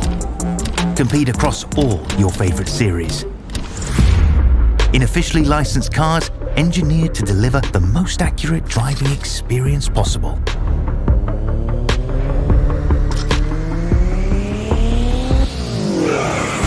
Join a race or host your own with players from across the globe. Race against the computer or in a league with friends. And we would not have enough time to complete that commercial. Let's get back to the green flag racing live on FTN. It's going to be Lane Graves here with the driver of Jordan Kuntz in that 00, and it looks like our advertisement would run just a bit long. We're about the viewers here and not about the paychecks in some cases. It looks like right now the advertisements will have to wait, so we'll get back to the straight up racing action for the sake of the viewer. Got to keep your sponsors happy. Got to thank iRacing, of course, for the great opportunity to be broadcasting iRacing Motorsport Simulation, the best racing sim on the planet. But right now we got to put on a showcase of it, not just in advertisement form, but in race form. Second restart of the night, going to be led off by Lane Graves and Jordan Kuntz. The money stops over. This will be the money restart. Let's get back at it here in Nashville.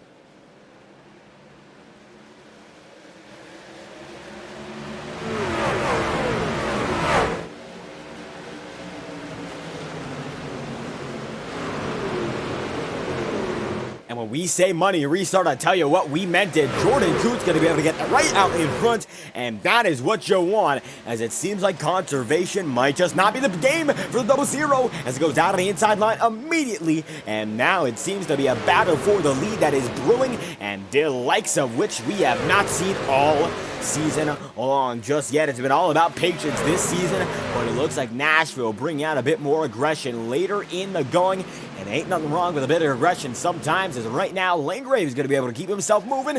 Jordan Kuntz there in second, Matthew Weeks is in third, Luke Peters fourth, Vinny Tigner keeps himself moving, cautions out with 35 laps to go, and that's going to be Alec Daffin down around. We'll check on what just happened. This is a parking lot here, a big parking lot, and we'll have to check on what just caused it. Some Michael Deitch involved as well, so we will take a look at who started it in specific, and it looks like this one began a bit before we came into frame. Kyle Jackson looked to be one of the guys involved indeed, so we will take a closer examination and find out why.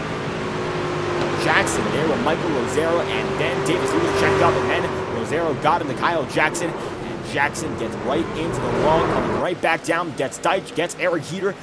Then the 85 gonna spin. It looks like Jordan Parker as well. Alec Daffin in the mix. And your big one here in Nashville comes with 34 laps to go. And with that being said, that's gonna give us just enough time to go right back to the advertisements. And how about that? Kyle Jackson in trouble.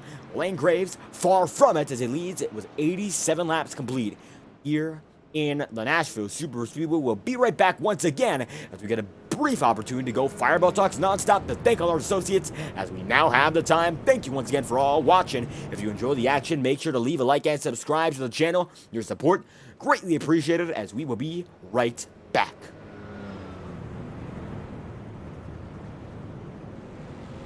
Racing isn't easy, but experiencing it is. iRacing puts you in the driver's seat with the industry's leading sim racing game. Drive on laser scan replicas of the greatest racing circuits from around the world.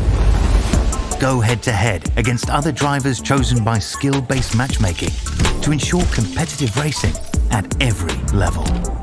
Compete across all your favorite series. In officially licensed cars engineered to deliver the most accurate driving experience possible.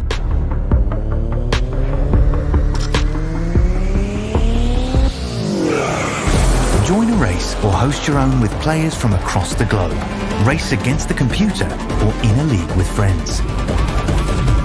Feel the thrill behind the wheel. Visit iRacing.com.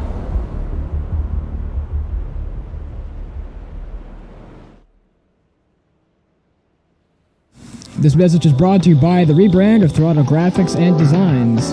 This publication may not be reposted without the authorized written consent of Throttle Graphics and Designs. NASCAR Camping World Ford F-150. NASCAR Xfinity Ford Mustang. NASCAR Cup Series Next-Gen Ford Mustang. Arca Menards. This has been the publication of the redesign and rebranding of Throttle Graphics and Designs.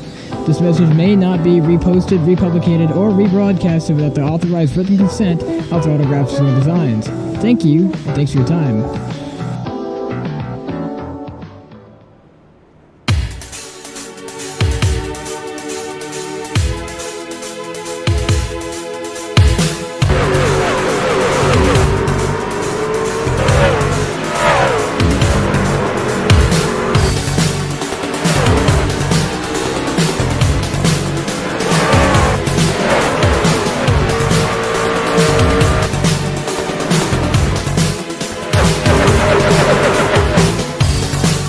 it will be a total of now only just about 32 laps remaining here live on FTN. The show gonna get back on the road very, very soon. As it stands, it still is the man out in front, that number 13 of Lane Graves, and he's kept it on that high lane nice and smooth. How long he's going to be able to keep it going, we will find out. It all remains to be seen, as we now have time ticking quick, and it's going to be now a total of 31 laps remaining as we go once green, this time by 90 laps in out of 120, and Lane Graves holds on with Jordan Kuntz right there, and we said that might have been the money restart, and now it'll be yet another great opportunity to reset and get back in style. It's going to be the 13 machine of Lane Graves there with Jordan Kuntz in that 00, and then Luke Peters with Vinny Tigner in the 99, now in contention, as it still is Matthew Weeks inside that top 3.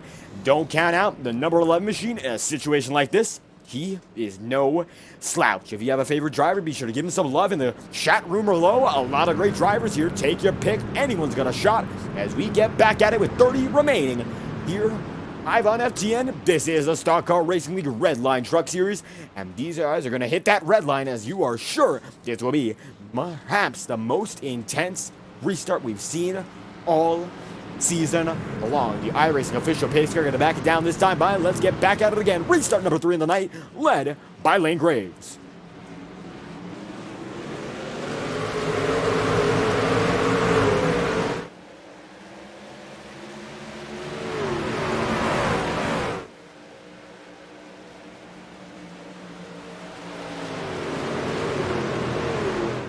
And now with 30 laps to go, the great start that was necessary for the Brian Russo sponsored Lane Graves machine, it was given once more. And Jordan Kuntz will see how nasty and feisty he gets as the 00 begins to claw in once more. He's going to get right there trying to settle that score. As you can see, aggression going to rise up in the middle of the pack here. Mike Campbell going to be side by side with one driver who's specific, and that's going to be Brian Russo. Davis Lewis right there as Cameron Perez gets closer, and the specificity of this battle is increasing. As you can see, very few drivers that hold on side by side, and those who have it have washed away to the sidelines here.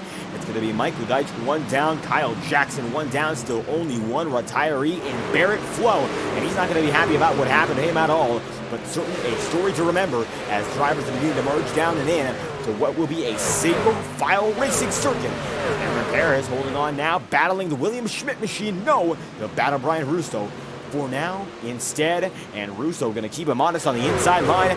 There is room for two, and two will tango down the back once again. 28 laps to do it, and the number 79 machine going to be right there. The Sigma sponsored 79 looking to put together a Sigma drive here, and it is going to be signature of William Schmidt to go through the field when it matters most. 12th position right now up on that high side with 27 remaining. Lane Graves still leads. Jordan Kuntz in second, Luke Peters in third, and Matthew Weeks. He's been here for weeks, and it's been a week or so since he's been able to deliver, and he would deliver once again. That number 11 now in the prime position to get into the podium, if not get the victory, and he's clawing in slowly but surely, still just about dead even on the pace of your race leaders. And coming down to the stripe this time by a 4.75 for Lane Graves and a 6.12 for Matthew Weeks. A bit slower, but still right there in tow. And it'll be there when it matters most, as we have now 26 laps remaining. And side by side, the Benton-Fife Photographer 160, that number 99 machine right there with Michael Rosero, and Rosero keeps it going. And you can see side by side, they push him through, and the Renew number 99 machine trying to renew his spot in that top 10, although it won't be without competition. Vinny Tigner now trying to get to the top 5, and that is going to be able to do so as Rosero slowly but surely losing pace on the outside, and not because he's on the outside, but now it's because he is alone. If he had Aaron Brown up on that high side, he'd have the air that was cut through, and he would move effortlessly through the wind. Although right now, the 99 machine of Tigner holds on and controls the wind, and with that dominance of the aerodynamics, he's going to be able to keep himself in check and keep every other driver in check, and might be able to checkmate them till the checkered flag falls. That remains to be seen. That's a bit more of an extreme situation as 97 in and 97 out. It's going to be still the 99 holding on in 5th as the top 3 pull away. Gordon Kuntz losing more and more time to remain up front in Lane Graves. And looking at the rear view shot, courtesy of course, the Fireball Talks NASCAR Broadcasting Network, only on FTN, you'll see an angle just like this. And Lane Graves using every inch of that circuit. Number 13 machine looking good to go so far. It goes down to the inside line once again. And you can see all the tape, the red blotches there. That signifies the tape on the grill. And you can see he's using it quite aggressively compared to someone like Jordan Kuntz or even someone like Luke Peters. You don't see all too much tape on the grill just like that. And it's 23 going to become 22 laps to go. You know what that means. Cranking it up with TrackCams22.com. Track Cams for Gourmets, the best cameras on the iRacing service. And we will be right back with our Crank It Up uninterrupted on FTN. We hope you enjoy this brief presentation.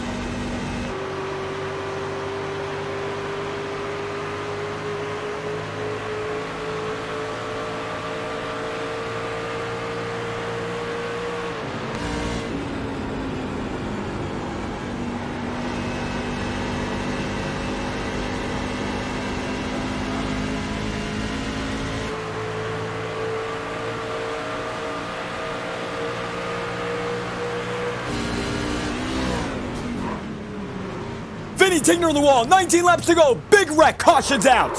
And that's going to bring an end to our Crank It Up, and we rode on board for that incident. How about the timing? And while the fortuitous timing on the broadcast end is evident, it's going to be big time tempers flaring or not. And Vinny Tigner got netcoded there, unbelievable. That was teammates. And I'm almost certain that we'll get a better angle, but let's try to get a closer shot with the rear end chase camera here. Take a look at this. Was it or was it not? Now that looks to be much more like real contact. Now I'm not sure what the situation was in hand there. Maybe Tigner thought it was clear. But then he goes for a barrel roll and a wild ride indeed. Tigner going to be done and done on that note. And Cody Webster going to go down around as a result too. And Webster's night going to go from bad to worse there, as it was an immediate pull-in, and you can see Webster done and done, distraught, not the night he's wanted, and we'll ride on board with him here as we never got down to him to crank it up. And minding his own business here, and it looks like he does hold his own line, and there's no major change on his end, and no, the 99 machine just goes right off him. And then the 91 goes down to the apron, so I'm not sure what the case is there. And we'll try to get a closer angle once again. Maybe there's something we can see, but I don't think that must have been intentional. And checking once more, you can see that Vinny Tigner was coming up on there. And we just went back to the origin of the session there. And we will check back once more. Pit cycle back on its way. And Cody Webster still going to be there. We'll check one more instant replay on that incident and find out what just happened as we try to get a further analysis of what happened indeed, with now 17 laps remaining, and you can see the grooves are pronounced here in Nashville, and that will give us more of the tale. You could see Webster was still in that groove, and he held that groove, and actually it looks like he went up the track and then went down, but he was still going up for the most part there, so I'm not sure if that was a brief clip or anything of the sort. Cody Webster was going up on the track at the time of the incident, not diving down, but Webster still looks to be done and done as position number 1, held by Aaron Brown with 17 laps remaining, staying out with Cameron Perez and Sam Benton. The rest of the field went in now, so it looks like that will be a bit of a change in terms of strategy. Aaron Brown not there in chat to make a comment about it, but it looks like Vinny Tigner done and done, your second retiree on the night, and that was toward the final stretch, so not the finish he wanted, and absolutely not the finish that he deserved to get involved in there. But sometimes that's just the way it goes here in the Redline trucks or in iRacing in general. Misfortune can impact anyone. And now 16 laps to do. We'll be back green with 14 laps remaining, and Cameron Perez staying out for now. So we'll get a word with the driver in that number 24. Cameron Perez still out on the circuit. What's the move for the remainder of the event? Well, we'll see. I'm probably not going to have a whole lot of speed. You're probably going to drop like a rock here, get past all the guys who took tires. But if it stays green, got to hope for a late race caution and come get those last set of fresh tires for the end. But if not, I'm hoping for there to be multiple cautions so we can just keep our track position. After that damage, when I got wrecked, don't really have a whole lot of speed. So, just trying to see what we got here. And taking a risk very late. Now 16 laps to go. Got another caution there, so it looks like you're banking on that yellow. You think we'll see more aggression here? Yeah, there'll definitely be more aggression, but we would get another caution. That's you got to find that out.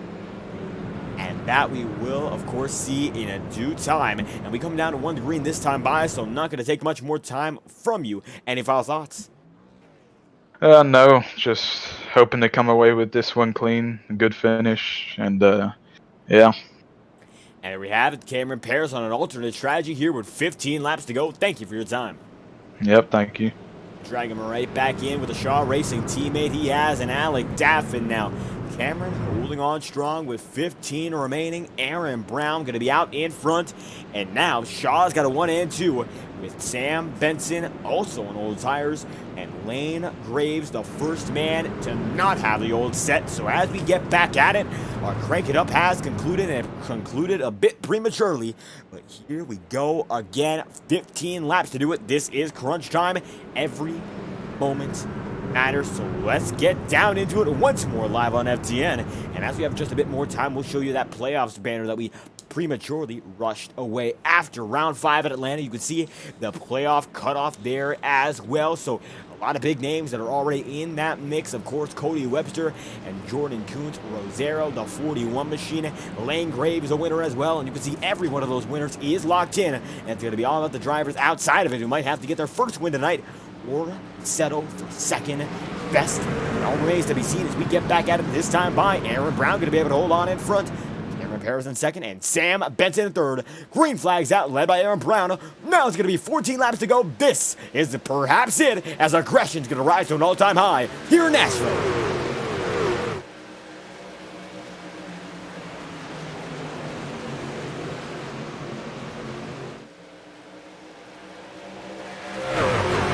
Time by, Lane Graves only going to be able to get through one driver in that old tire bunch, but now the old tire brigade's going to have to keep it going on the inside, as Lane just seems to be stuck on the inside of the track as they wash up high. It's going to be Aaron Brown blocking, and it's going to be, wow, what a move on the apron, and it could be a 2-car pass in 1 lap. No, Perez is going to be passed. But now Aaron Brown, his sights are going to be set. Lane Graves are on that man as Matthew Weeks gets in the wall there. Going to be a bit of position lost. As you can see down to the inside line, Jordan Kuntz going to try to fend him off. And he's going to slide way up the track. And actually going to be able to keep it going. Big save, but a big move almost made as the 13 there for Lane Graves holds on. And Jordan Kuntz is still in tow. Big wreck. Cameron Perez is going to be involved. And this will take out a multitude of drivers. The 4 machine, the 10, and another major wreck with 11 laps to go. And this is going to bring out the caution once again. And it could be the yellow that Perez was hoping for. He comes out almost spot free. But he did, as a matter of fact, get involved. So we'll take it back half a minute.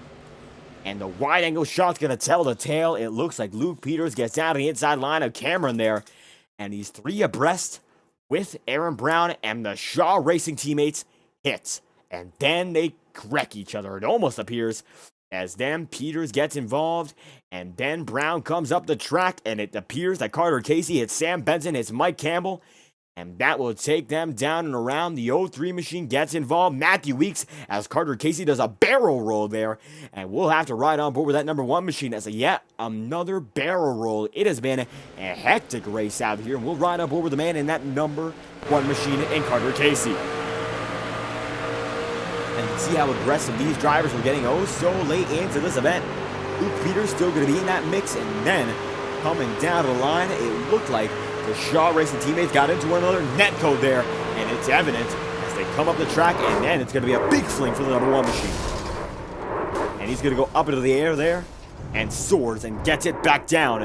A hard hit for him to take, and it's going to be almost race ending as Lane Graves now out in front, and this could be it for tire sets, except for one driver. That's Cameron Perez. Perez taking the tire set now, and he will have that edge. Late race advantage. Will it be enough? We'll find out. As with 10 laps remaining, the man out in front is Lane Graves. Jordan Coombs going to be in second, and William Schmidt good there in third. So cautions beginning to breed cautions, and Alec Davin coming to pit road as well with an alternate strategy. It seems the 48 is going to be in tow with those, including the number 24, and this will be the final tire set for Alec Davin on number 48 now getting out of pit road. What's it going to take with this gamble on strategy? Not much. I'm underpowered, so I stayed out there and have a little bit of a tire advantage if we got on their caution. Didn't come as late as I wanted it to, but going for the best here for the record one. We can salvage something out of this. And it looks like this could be something that could be salvageable here. Going to be on that lead lap. A lot of drivers caught up in this one. Most recent caution, to say the least. So you do have about 12, 13 guys on lead lap. Could be able to come up with a solid finish. Any hopes about getting in front of some guys now? Try to hold into the top 10, maybe. I want to apologize to Cameron for wiping him out on that pit road entry there. Just got a little too hot. Let off the brake, trying to make the commitment cone, and just took us both out. So try and get top 10 here if you can. If not, then move on to next week. And now going to be double file for what could be the final restart. Any final thoughts before we get back to it? Yeah, hope for the best. And there we have it. Alec Davin now going to be the top 10. Might be able to make something happen here. Thank you for your time. Thank you. And going to be back on his way. 9 laps to go for the driver of the number 48 machine, Alec Davin, down to the inside. And this could be it indeed. 8 laps to settle it. Bar a green-white checkered overtime finish. That's the distance. 120 laps. 160 miles in the Benton-Fife Photographer, 160. And this could be the final segment of the circuit. Now, it's going to be all about how these drivers manage their stuff as they get right back at it. As you can see, Lane Graves on the 13 as the man, and that number 0 right beside him. It's going to be Graves and Kuntz going back at it. Once again, 9 laps to do it, side by side. Your top 2 drivers are, and these two have had a stranglehold on this race. Lane Graves beginning to have his season click for him, and now going to be 2 laps to green as we get a 1-lap extension to get drivers that looks like back on the lead lap. E. Jordan Parker there with his number 85 machine right beside him. That's going to be driver of Robert King for Lax Parker Racing. So these drivers who are teammates are there as Eric Heater going to blink out just a moment. This, all she wrote, the final caution. It'll be 7 laps to it when we get back at it this time by. And the lap cars, lap trucks, stuck right there with them. And Lane Graves in that 13 is looking to put to rest any doubt that he is still a contender. Last season's champion out in front. Jordan Kuntz going to be right there as well. William Schmidt's in third. And Schmidt, who was 1 lap down early, is doing what we thought he'd do, getting himself back out front later into the race. It's all about now when it matters, not about the early section. It's not about where you start. It's about where you finish. And now looking to finish in first, the driver of that number 79 machine is, and he has a great shot to make it happen if he nails this start, as this could be the start that determines it all. The guys out front, most often than not, file out single after about a lap or 2. So Lane Graves and Jordan Kuntz, who know just this, might get caught up, as William Schmidt not going to be caught up at all if he makes it by. And it's going to be all about who can fly on this restart. 7 laps to do it here in Nashville, and it will be a few minutes sprint, and the endurance comes down to that sprint as the iRacing official pace car backs off again. Let's get back at it. Jordan Kuhn's going to lead him in with Lane Graves. Restart once again. Let's get right through it.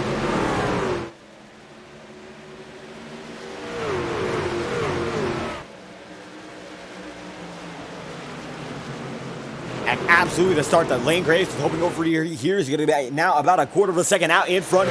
William Schmidt falling back just a bit. Michael Rosero there as well. And now Rosero going to get it out of the inside line of Schmidt. And the pass going to be able to make it so on the number 79 machine as drivers begin to file in and out. Lane Graves, though, going to be single file for the lead. And Cameron Perez on that quarter panel. Talon Drake, he goes for it down to the inside line. And it looks like power coming in with those tires as Cameron is using them as hard as he can. Alec Davin fighting with Eric Heater for the 9th spot. And 2 underpowered trucks, you see all that damage, are now battling for a serviceable position here in that top 10. Now it looks like only 12 men on that lead lap, and it's going to be down to the inside line for the Shaw Racing number 48. He makes it so that time by, and now he's going to be out in front of that number 09 machine with 6 laps going, 5 laps to go for the Lane Graves machine. The number 13 getting his season back on a roll, and he could become a dominator if he gets this one done. His name, of course, one known in this league, the Stock Car Racing League, with a force to be reckoned with. He might just become, once again, Eric Heater losing time to Sam Benton here. Benton could be able to slide his way into the top 10, and that's he does, sliding right through. And how about that? Davis Lewis going to be able to hold on as well in that number 16 machine, chasing down Benson. Not going to be able to do so just yet, though, as now Benson goes side by side with Heater with 4 laps remaining. And now Brian Russo chasing down the number 70 machine of Talon Drake. Drake, who was one of the slowest guys in practice and qualifying, now with the fastest in this race on an older set of tires too. So how about that? Big props to the man of that number 70, gaining a lot of pace as now Cameron Perez trying to wiggle that 79 out of the way with 3 laps remaining. He goes down to the inside, and it looks like he could make it work here on that inside line. Schmidt gonna have to concede for now. And watching the rear end of the number 24, Cameron Perez has a quarter panel, but the number 24 will not have it clear. The Sigma 79 keeps it in line, and now we go down to the inside line, fighting for 4th once again. It looks like Perez able to make it so for now, but William Schmidt has a cleaner truck. Will it all come down to the straightaway that time by? Schmidt going to be able to go up to the high side while Perez blocks him. So this race, the 4th, far from over with 2 laps to go. It looks to be the closest on the circuit. But now drivers being able to file out once again, and now patience putting itself back into play as the drivers barrel down the back straight. Perez able to make it up to the 4th. Does he have 2 laps more in those tires? It looks like he might, as Alec Daffin is now clearly in the 9th position, able to make his way into a top 10 after what looked to be desperation causing a wreck with 2 laps to go. And now it looks like a white flag will be out. The Benton-Fife Photographer 160, and one man who's been on a tear all night long. It has been the B3 Designs number 13 of Lane Graves, and he got it done last time we went racing at Milwaukee. He was your last season champion, and now looking to get it done this season and put himself on the top of the board. Coming to the start-finish line, checkered flag is out for Lane Graves, the winner of the Benton-Fife Photographer 160, and he takes that one by force. And Graves out in front over Matthew Weeks and Jordan Kuntz in the 00, and what a win that is for the man in the number 13 as everyone comes up to congratulate him right beside him, and right behind him Rosero there with Cameron Perez. Jordan Kuntz going to spin off immediately thereafter, and it's going to be the 13 machine, the center of all the attention here in the Stock Car Racing League. Gets a bump from Cameron Perez, still slowly but surely making his way in. Jordan Kuntz second, but it's Lane Graves, your winner by 0.4 of a second over Jordan Kuntz indeed. And Michael Rosero in third. Your post-hitter finishes second, and the man who started in third finishes in first. And second starter finishes in third. Cameron Perez able to charge up late with a 1.7 deficit to your leader in fourth. William Schmidt rounds out the top 5 with Talon Drake, Brian Russo, Mike Campbell, Alec Davin, and Sam Benson rounding out your top 10. From there on out, it includes Eric Heater 11, Davis Lewis in 12, Jordan Parker in that 13th spot, and Robert King in 14th. Then Terry Wells going to be in 15th. Aaron Brown in 16th. Carter Casey 17th. Luke Peters 18th. And Corey Rexford 19th as Matthew Weeks rounds out your top 20. And from there on out, Vinny Tigner, Michael Deitch, Kyle Jackson, Cody Webster, Christian Mullen, and finally Barrett Flo. As it looks like one man went with the flow better than any other, and that will be Jordan Boots, only to be usurped by Lane Graves as he made his own flow and made it so when the time was just right. And it looks like now Lane Graves is going to be putting it into reverse here as he's still going to burn it down just a bit more. His teammates come up to get a celebratory shot for B3 Designs, and you know they are absolutely going to be ecstatic after this one as they come all up to the wall here and get ready to burn it down once again. And all four of which out on the wall, ready to put the smoke show on. It is Lane Graves, the top man on the board in that number 13. And we'll get a word with the man on the top of the chart in just a moment, waiting for him to get into an interview room. Michael Rosero finishes in third. Jordan Kuntz there in second. And we will get Lane Graves in a voice chat immediately.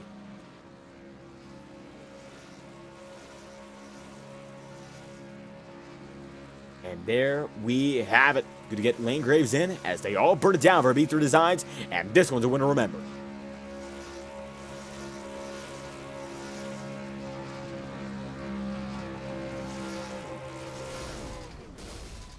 And all the motors are blowing for this team, but one will keep it going as Lane Graves, we continue to wait for him to get into the voice chat here. As you can see, it is a smoke show and a sea of black as the motor is done. How about that? And the 13 machine comes home. As a matter of fact, your winner here in Nashville is a burnout quite long and quite strong, and the 13 will be celebrating this one all week long. How about it for the man out in front all night long? Lane Graves for B3 Designs able to make it happen once again, and it looks like that final run you got it going, but all race long you had a lot of pace. So what set you apart here in Nashville? Well, I just bought the track like as soon as I joined this, so like practice I had like 10 minutes to like try to get a good quali lap going for me, and we did. Quali third. I was probably the third best truck all day. Michael and Jordan were really fast, especially Jordan. I mean, I guess they're both really fast. I can't say which one was faster, but you know, I just kind of stayed behind him trying to save my right front, and I failed miserably the first two green flag runs. After the second one, I thought I was doing a little bit better, and I stayed out and I pitted 2 laps later, and caution came out, so gave me a really good position to like go out and just lead the rest.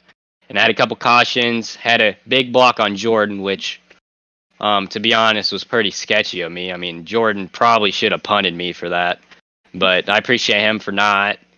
But yeah, I was just kind of just put myself in a good position after that yellow and just kind of drove away. I kind of showed my speed after that, so it was a good race. Kind of big wrecks I heard, but overall we had good green flag runs, and you know, we were just learning the entire time and came up fortunate enough to get the win. And absolutely learning all race long, and that's what's going to be able to set you apart. And now tire is a big factor in this event. So what was it that made it saving that got it easier for you? Because a lot of drivers struggle with that. Well, I think you got to back up your corners, and I wasn't very good at that. I like to kind of like drive it in and let it rotate through the center. So you gotta back up the corners and you need to get to the white line, and you know, you just constant repetition and over the race. You know, I kind of get used to that and more accustomed to it. So, you know, it just takes lap logging to get that tire saving and rotation through the center good enough to save your right front, because man, our right front was gone after every single pit stop. And it seems like the right front was the way that some people had it lost, and you were able to have it won as a result of keeping it in better shape. Now, next time we go racing, going to be at the Indianapolis Motor Speedway for 60 laps. So what's going to take to come out victorious there? Well, you're probably going to have to beat Jordan or Michael. Jordan's really good at road courses. He is so much better than me. So you'll probably see me around 10th maybe, because I am terrible at road courses and I actually need to like work on that.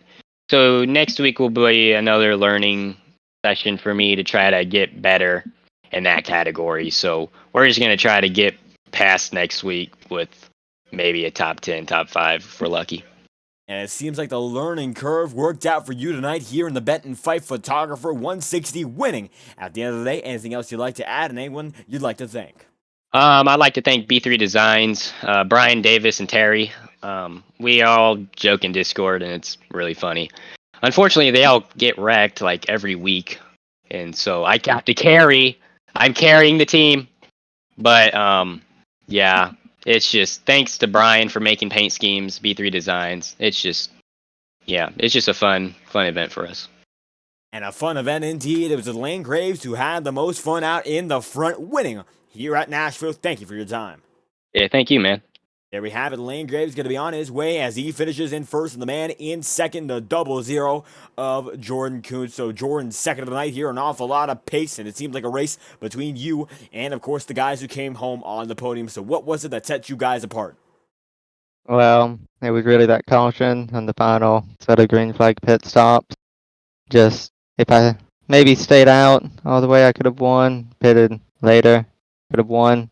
I just lost track position to Lane and lost the race. And it was that pit stop that we saw that we were admittedly not expecting there, because it seems like at the tail end of it, we were going to go a bit longer than we got a few yellows in a row. So when it came down to it, was the track position at that point more important than tires?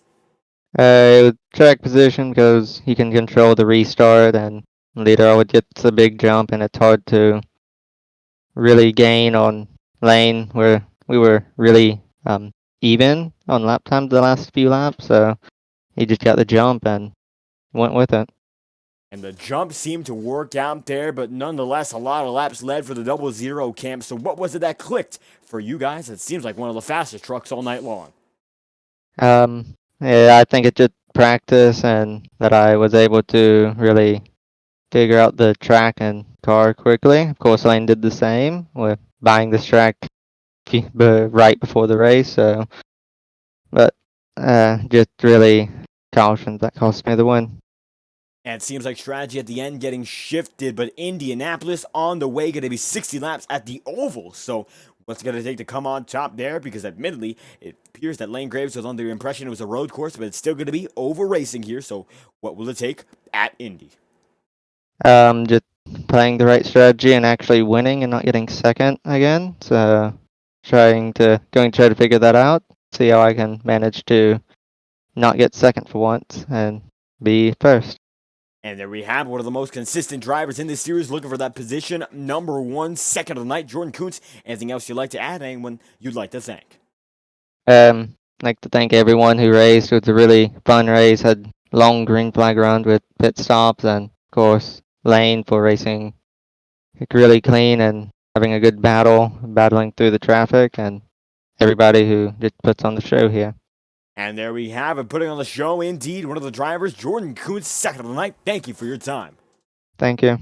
There we have it, second aboard the 0-0 machine, but then position number 3, Michael Rosero, and one of those guys that was very quick all night long, and actually looks like it might have been a little bit of a crumple in the front end according to what we're looking at, but nonetheless, a very nice and smooth race. Michael Rosero, third of the night, how you feeling?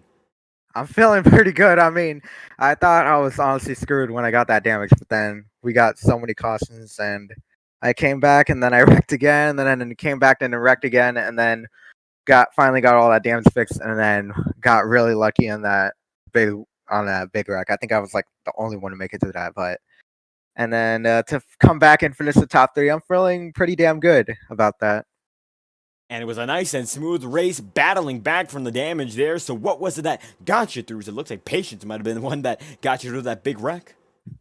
Yeah, I was just laying. My instincts were to just pit and just hope for like a big wreck, or at least just race hard and fight through the pack, and mainly to focus on getting that damage fixed. But yeah, and then I was just trying to get past that wreck, and then we did. So I guess pitting was a blessing in disguise. And that it appears to have been now. Look at an 11-lap tire stint for you. So managing the right front, the name of the game all night long. How did it work out on your end? Yeah, it worked. It honestly worked pretty good. I mean, that first run, I think I would have had Coons if I didn't. I made like a few mistakes in that second one. We were like incredibly fast. I think I was fast man on track, and I really saved that tire, that right front, really good on that run. I think the gap was like 7 or 4, at least 4/10, but then we just pulled away. So yeah, I think I saved that right front really good. And able to save it nice and steady. Now Indianapolis, a whole different ballgame, one of the biggest circuits on the NASCAR schedule. So what's it going to take there at the oval configuration? I think it's gonna take just staying in the draft and maybe saving that right front, much like Nashville, but way faster, definitely. So and maybe some patience also in order to save tires and not just burn everything up. And yeah. And nonetheless, tire saving a big factor when we go next week. But this week, one of the best to do it, Michael Rosero, third of the night. Anything else you'd like to add or anyone else you'd like to thank? Yeah, I'd like to thank you guys for broadcasting. You did a really good job, and thank my teammates for racing me clean. I guess. We had a blast. We all had a blast. We all made good points too, except Peters. That sucks for him, but that's just how racing is sometimes. But yeah, I want to thank all my teammates, and I want to thank Cody for putting this on tonight. And yeah, that's it. And there we have it. Of course, Michael Rosero, one of the drivers that put on the show as well. Third of the night. Thank you for your time. Yeah, thank you. There we have it. That will be the final driver of your podium recap here. Michael Rosero in third, but it was Lane Graves comes out of the top man on the circuit. I thank you all for watching tonight's presentation. Now, the Fireball Talks NASCAR team of Alexander Balderas and myself will be live on Maconi Entertainment on Sunday, so be sure to check that out. If you enjoy the action, make sure to leave a like and subscribe to the channel. We'll be back on Monday night with the Integrity Ignite series at Talladega. That's going to be a can't-miss event as well, so we hope you won't miss it. And KSA Fusion King, thank you for stopping by. Hope you enjoyed your stay here in the Stock Car Racing League. We hope to see you more as the season goes on. And that will be it for us tonight. Thank you all for watching. We hope you have a great night, and we hope to see you whenever we are live once more on FTN. This has been the SCRL Redline Truck Series, Benton-Fife Photographer 160.